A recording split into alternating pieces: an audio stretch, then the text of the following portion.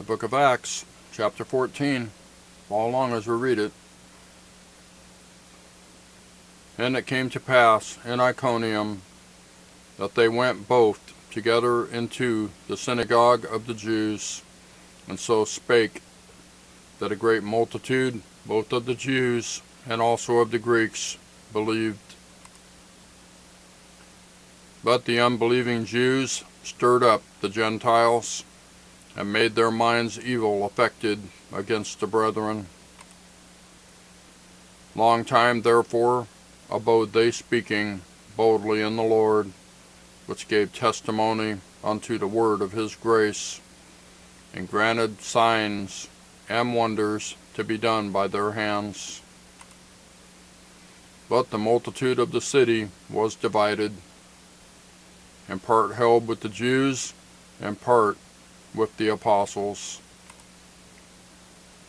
And when there was an assault made both of the Gentiles and also of the Jews with their rulers, to use them despitefully and to stone them,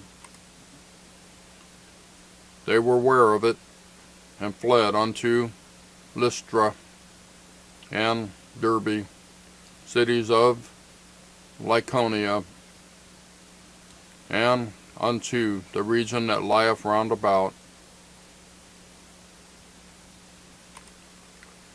Verse 7. And there they preached the gospel. And there sat a certain man at Lystra, impotent in his feet, being a cripple from his mother's womb, who never had walked. The same heard Paul speak, who steadfastly, beholding him and perceiving that he had faith to be healed, said with a loud voice, Stand upright on thy feet. And he leaped and walked. And when the people saw what Paul had done, they lifted up their voices, saying in the speech of Lycaonia, The gods are come down to us in the likeness of men. And they called Barnabas Jupiter, and Paul Mercurus, because he was the chief speaker. Then the priest of Jupiter, which was before their city, brought oxen and garlands unto the gates, and would have done sacrifice with the people. Which when the apostles Barnabas and Paul heard of, they rent their clothes, and ran in among the people crying out, and saying, Sirs, why do ye these things? We also are men of like passions with you, and preach unto you that ye should turn from these vanities unto the living God, which made heaven and earth and the sea, and all things that are therein, who in times past suffered all nations to walk in their own ways. Nevertheless, he left not himself without witness, in that he did good, and gave us rain from heaven, and fruitful seasons, filling our hearts with food and gladness. And with these sayings scarce restrained they the people, that they had not done sacrifice unto them. Verse 19.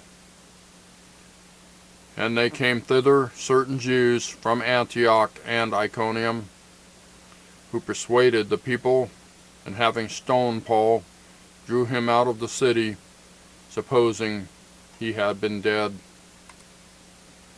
Howbeit, as the disciples stood round about him, he rose up and came into the city, and the next day he departed with Barnabas to Derbe.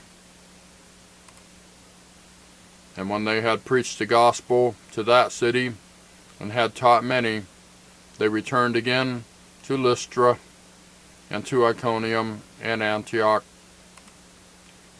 confirming the souls of the disciples, and exhorting them to continue in the faith, and that we must through much tribulation enter into the kingdom of God.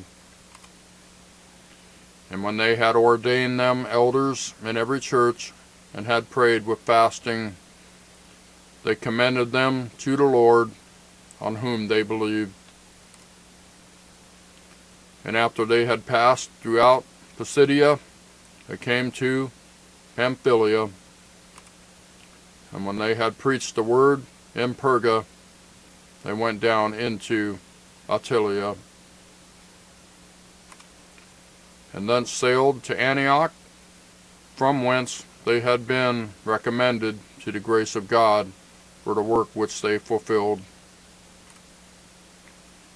When they were come and had gathered the church together, they rehearsed all that God had done with them, and how he had opened the door of faith unto the Gentiles. And there they abode long time with the disciples. That's the book of Acts, chapter 14. Thank you for watching. We'll see you next time.